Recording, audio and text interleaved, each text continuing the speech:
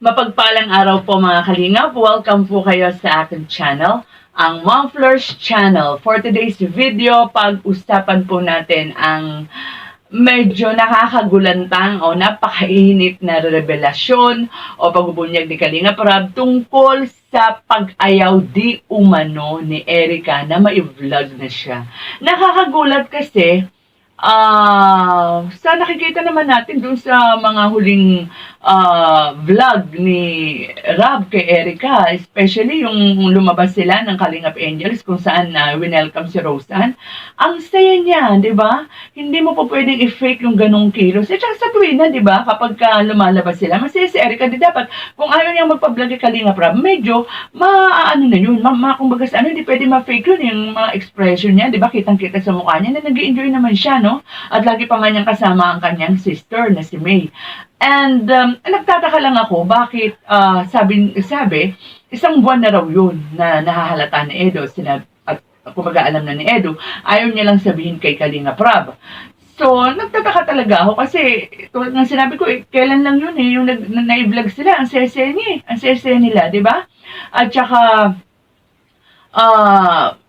ako nagtataka kasi ano yun, ganun ba kasama si Erica na talagang itinaumpa niya na magbo-birthday si Rab, sa kanila sasabihin na ayaw nang magpa-vlog. Siyempre, nakakalungkot talaga yan. At saka balik nga tayo doon sa sinabi ni Rab na isang buwan na raw na alam ni Edo yun.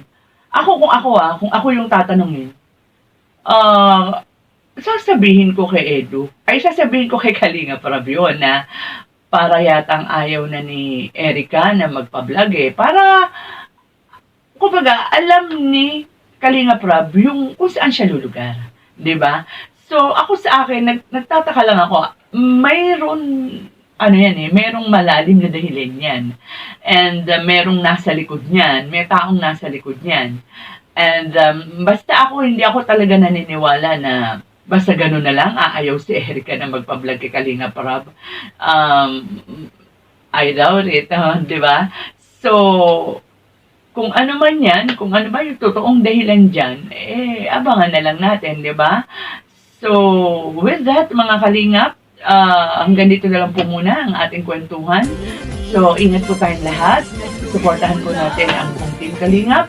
God bless. Ang paglingap nyo sa mahihirap, ang pagtulong nyo ay inspirasyon sa lahat ng henerasyon. Ituloy mo lang, Kuya Val, gawin ang adhikaing pinapangarap.